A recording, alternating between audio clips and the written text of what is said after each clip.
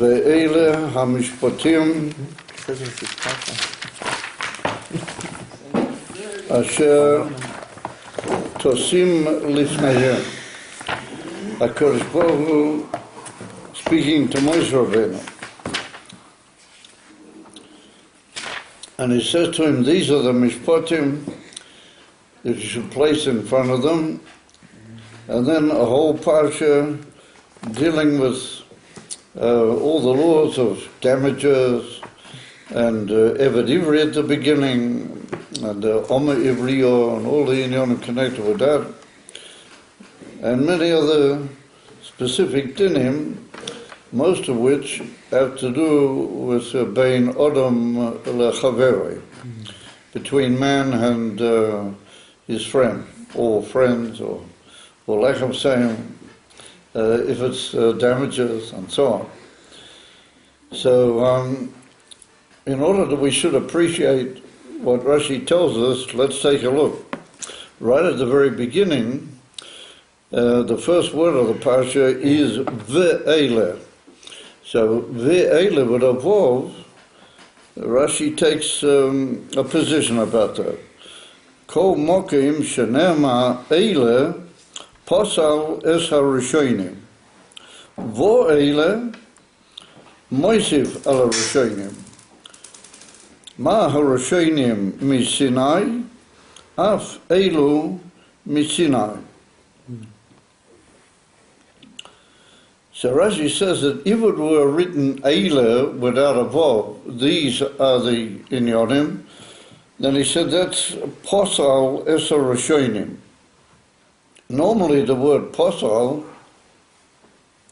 in Lashon Kodesh and language of Torah would imply the idea that it's made pasul or undesirable, the first thing. However, the great Meforshim point out that the word posal can also be used to cut something off, or to, how do you call it, chop it or tailor it. And we have an example of that in Parshat Ki Sisa. We haven't reached that yet. When Hashem says to Moshe Rabbeinu that he should cut a new pair of luchos after he broke the first luchos, and he should bring them up onto the mountain. So there he says, Hashem psal lecho shnei luchos acherim kol rishonim, similar to the first ones, and he used the expression psal. So psal means normally to posel something, but here it means to cut or to chop. If you don't mind, I'd really appreciate if you put your knee down, if you don't mind. Yeah. When we're learning Torah, we have to sort of, be into it, not a sofa drawing room meeting or something, It's, we see then that when in regards to stones, particularly, Hashem uses the word psal. From that we see that Rashi is telling us that if it were written Eile without a vav, then that would have been like cutting off the connection with what's said before. And it would have been a new start. It's cut off the first things, meaning the first things mentioned in the last parsha, the Aseret Dibros and other things which are mentioned.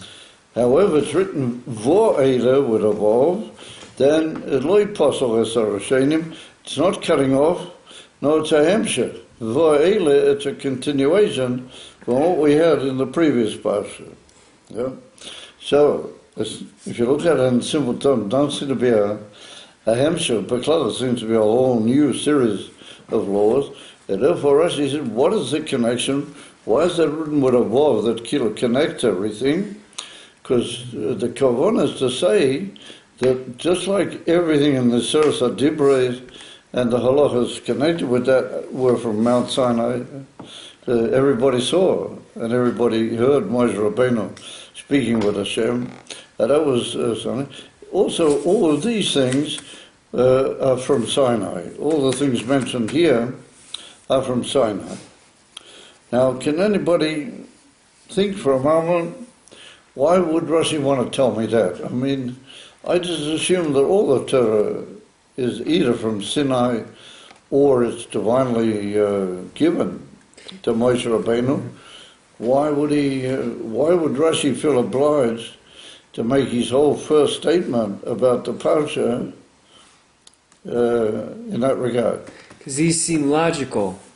They seem like they're based on logic. They make sense. Since it seems like they're very logical. Right. Oh, the Mishpatim. Very good. That's a good point you make. In other words, that since these look to be all these halachas, except for the Evadivri, maybe that's not so. Yeah. But all the other inyanim, they would look to be like what we might call social necessities, or things that are necessary to create an ordered society amongst men. And therefore, Rashi makes his business to tell you, no, just like the Aseret HaDibri, they're from Sinai, and that was straight from Hashem, these are also divine. So in order to understand that, I want to tell you a story. And this is brought down, as a matter of fact, in the Das Zakenim of the Bali HaTesvos.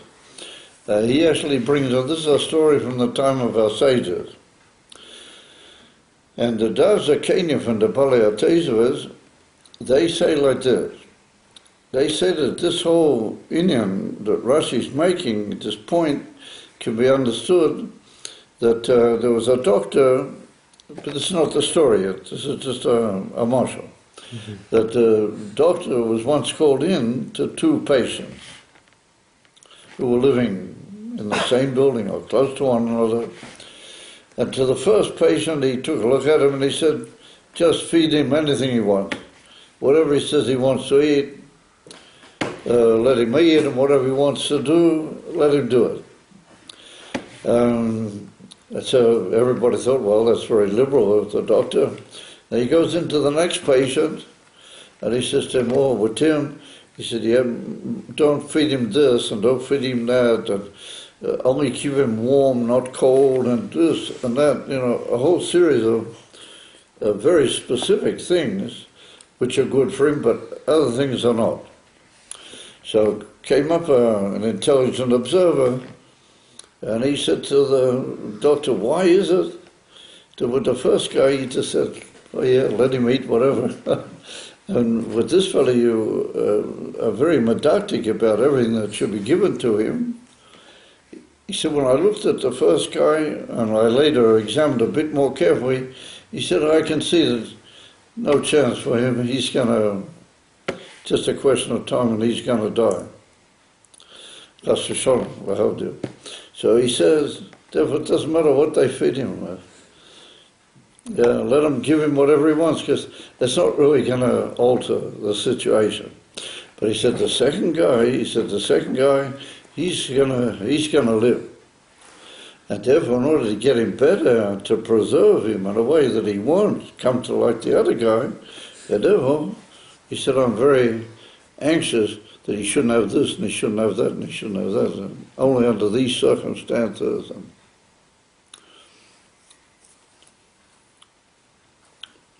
So the Chapter Moshel, yeah.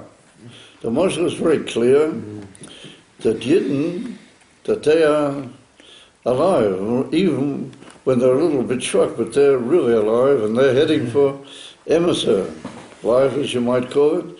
Got to be very careful what you give them. But with the Yuma So'ilam, Afar Rishoim, Kruim Mesim, says the Gemara, that you can be alive, but you can be dead. You're alive, but you're not really. So therefore he said, anyway, they're not going anywhere much. So let them have whatever they want. So the same thing here, the whole series of tremendously detailed things, do this, do that. If you did this, you have to pay double, you don't pay, this one gets it, that one gets it. A whole series of amazing dinim. All of these are because Yidden are essentially alive, and they're heading for life. And But anyway, Yes, Rabbi. and what did the Rebbe promise? The Rebbe said that this generation will be moving into Chaim Nitzchim, Yeah. everlasting life. You know that? The Rebbe said it 3 times. He said that we're moving into Chaim Nitzchim. He said, therefore, we're heading for what you might call big time. Says, we're heading for Chaim Nitzchim. Got to know how to live, you know. We're going to go from Mashiach right to Kriyas Hameisim. Okay. David, you want to repeat it? He's going from Mashiach. He said something. I didn't hear it. Our generation, this generation, we're gonna Mashiach's gonna arrive. Can you help me to understand what he's saying? Yeah. I first have to listen. We're gonna go basically This is the last generation of God. Mashiach's coming, going right into Chiyas HaMeisim. What are you saying? after Mashiach. Yeah. Mashiach's coming this generation, we're going straight into Chiyas HaMeisim, is what Yes. he's saying. Chiyas HaMeisim is for the generation that's already passed away. Right. But our generation, It's gonna skip. the Rebbe said, we'll just move straight in to Chaim Nitzchim. You follow? Yeah. There's some opinions that hold that this generation will have to die anyway and then come back in Chiyas HaMeisim. Yeah. So the Rebbe said that you can be Mekayim that alidei limud HaTorah. That the pasuk in the Torah said, Odom ki yomus bo'oihel. That's talking about a man who will cause himself to die through learning Torah, bo'oihel shel Torah. That you can as well die by learning Torah. I take it easy about that. But, you know, you can really learn Torah with tremendous... That's reckoned as if you'd passed away. I would have thought somebody would, really be enthused by that. But anyway, that's that. So therefore, the doctor said with these people, you have to be very, very medactic what you give them, what you feed them. Comes along the Taz Cheneman adds to that a story. And what's the story? You guys ever heard of Onkelos? Yeah. Yeah. So you'll tell us who Onkelos is? Yeah. In the times of the Romans? He bribed the Romans? In the times of the Romans. In the times of the Romans. He was in the time of the Romans, Yeah. yes. He was... What was it? He was a nephew of the emperor. He's the one that wrote the He wrote the Targum. Targum, the whole Torah. He decided to He was become Jewish. the whole Torah to Aramic. Onkelos. Yeah. Now, the Gemara says in Masechta Megillah that not only he was Matargim, the whole Torah, but he's a very special figure in that he found out, he made tremendous inquiries, and he found out that that Targum had been given at Sinai. After he made the Targum? He found out that the Targum was given by Sinai. Right. After he read it? No. That when Hashem said anything to Moshe, he automatically allowed it to be translated by the divine speech for Moshe into Aramaic. Right. That's what the Gemara said. So what did Onkelos do? Onkelos didn't make up the Targum. He didn't translate the Torah. He just found out the whole translation that was given by Sinai. And how he did that is another question, but he did it. So he's a very great man, Onkelos. And he was Matargum the whole Torah, and therefore people rely very much on what Onkelos says, because that is true, and it's very likely that that's exactly what Moshe was saying. You follow? Mm-hmm. So, Onkelos, he was a Ger Tzedek. Yeah. Onkelos was a Ger Tzedek. And where was he a Ger Tzedek from? Rome. The Romans. From the Romans. Now the Romans didn't like Yidden, and they didn't like Torah, and they made tremendous trouble for Yidden not to learn the Torah. You know better, the Yisora Huruge Malchus. with the whole yeah. thing, with the ganze Meise. Therefore, Onkelos, he happened to be the nephew of one of the Caesars, and he called Andrianus. So probably it's Andrian or somewhere there. I think I seem to remember some such guy. He was the Caesar, and Onkelos was an uncle of his. I'm sorry, a nephew. He was Onkelos' uncle. So Onkelos did a lot of inquiry, and he wanted to become Jewish. He really was into Yiddishkeit. He wanted to become Jewish, but he was afraid of this uncle that might just take off his head or something if he heard that he become Jewish.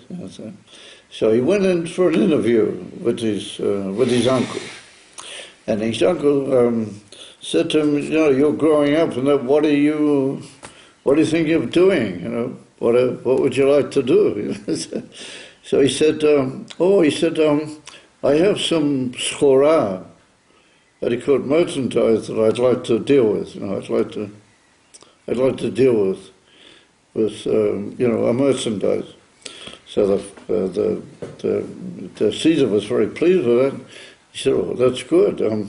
I've got big treasure houses. You know, whatever money you need, just write me out a bill, and I'll provide all the gold and silver that you need." And so, no problem.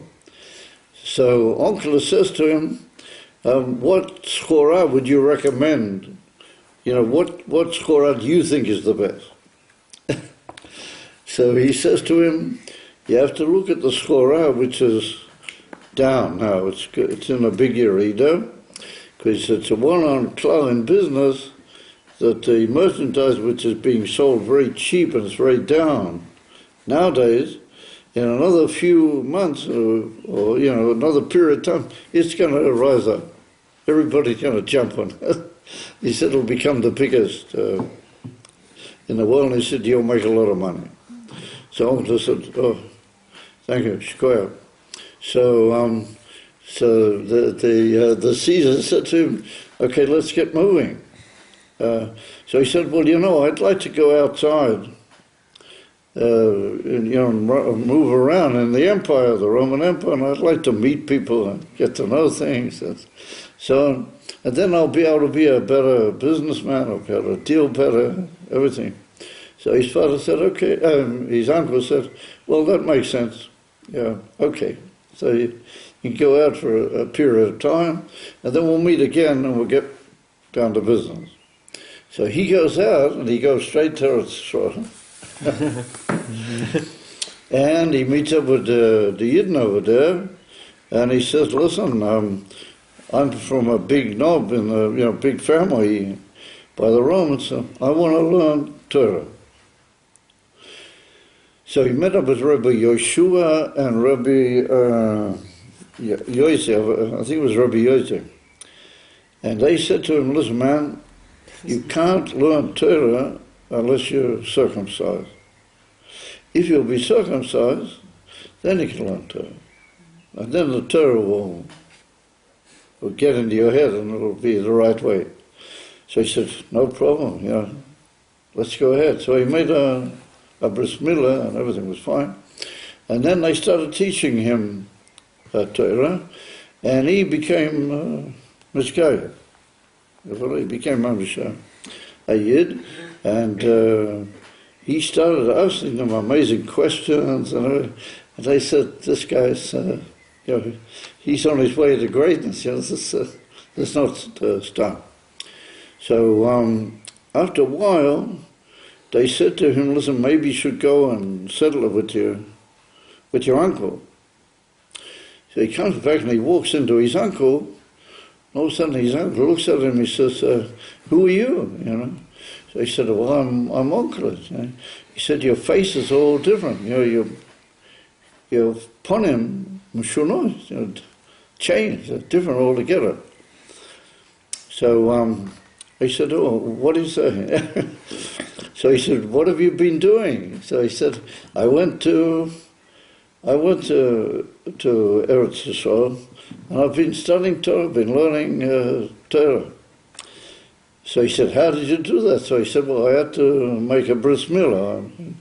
So the uncle got very upset with him, and he said, you know, who told you to do all this? You didn't ask me first. So after a long discussion, he said, the reason I look different and the reason that I'm able to understand the Torah was because I've changed. I'm not like I was before, and that's why I look different. You follow? He said, the Caesar was clever enough to realize that something's going on, so he sort of, you know, he sort of made him a rumors, get out of here quick before I get angry, and you know, go ahead with whatever you're doing, you know, but disappear quick. So he did. He went back to Eretz, and this whole mitzvah that in the end the uncle changed his mind, and he sent soldiers to get him. And there's a Gemara in Masechet Avodah Zarah. Yeah, a whole story about it. And he dodged them, and in the end the soldiers that the uncle said, they themselves became Yidden. It's a whole amazing story. Wow. That's that story. And this story is brought down in the Medrash Tanchuma. So what do we see from that? What is the Das Zakenim, Hibali Atezvah, what does he want with this story? You know, he doesn't tell a story. He's usually got all sorts of pilpos in the parasha. What does he want with that story? So we see that Onkelos was a man that he had a lot of seichel. Obviously. But the Rebbe Yeshua said to him, you can't learn Torah like that. You got to undergo a milah. And we know in Chassidus what milah represents. That's a whole change. And you got to be, as it were, prepared in a very special way that you change when looked at it. When his uncle saw him, he said, you don't look at all like the same person. So you've got to be different. And if you're different, then you'll understand what Rashi's saying. And Rashi says that just like the Seres HaDibros of Sinai, then these things are also Sinai. Now let's just think for a moment what Rashi's getting at, and then we'll develop on it a little bit. So what is the important message that Rashi's bringing out with those words? Because like you pointed out very nicely, or somebody did, that these, if I'm going to set up a whole new society, Yidden are going into Eretz Yisrael and they're going to take over the whole of Eretz Yisrael, they've got to live in a way that they'll be able to live together as a people and build a civilization, which is what they did. And therefore there's got to be laws between Adam Lecha, Chavera, and there's got to be things. Otherwise, you know, one of the Sheva mitzvahs, B'nai Noah, what Hashem commanded to all men, is that they have to have courts. And they have to have dinim, you know, there has to be laws of how people conduct themselves. So l'choira, after the Seres HaDibros, after all the inyanim, we see it as a leader of the universe and everything. So it could be understood that what Hashem is saying, oh, yeah, you know something, let's work out some mishpatim, and you guys will no doubt agree with me. These are pretty sort of seichel sachen, most of them, and work it all out and get it all together, and that's it. It'll be a good way to run. I happen to be, if there's any real problems, then, you know, I'll send you a novi or we'll do something, but you guys work it out, you know. And so these are the mishpatim that Moshe Rabbeinu got together with the elders and with all the guys, and he decided that these would be good things, good ways to run the new Jewish civilization. So therefore Rashi said, Chas v'sholem, chol lila. Rashi said, don't think that way, but realize that these have exactly the same reference to Yidden as a people as the Aseret HaDibros do. And just like the Aseret HaDibros came directly from the divine, from Hashem himself, these also, all of these inyanim, which are here. So that demands a biyur.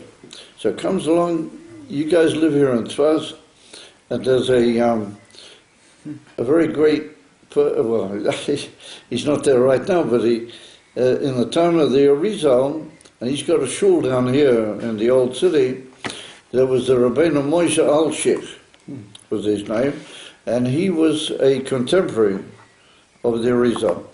And he has a shul that I believe was his shul.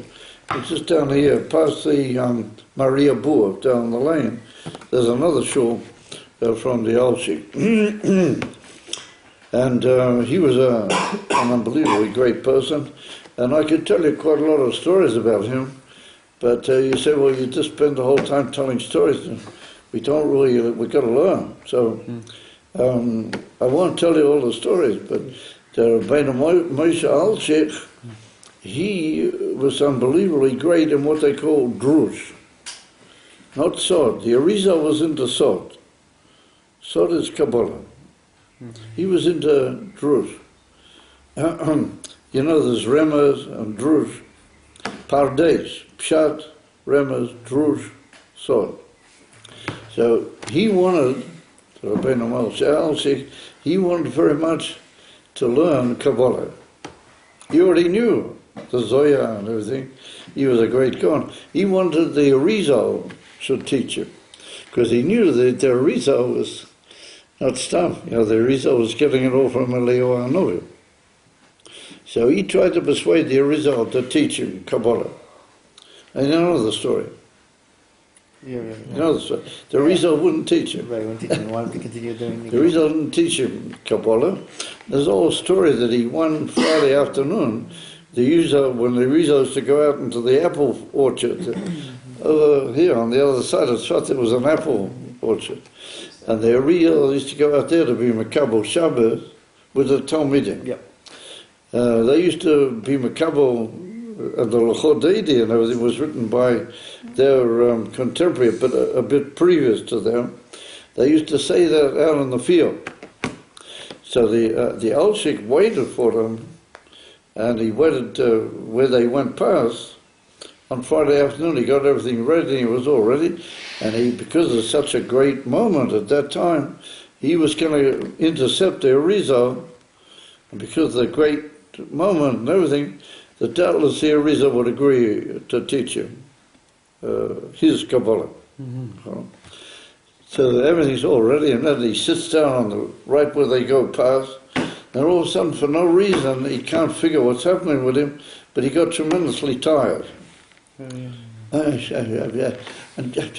is going on? He stood up and he started to jump up and down, but he couldn't work what's happening.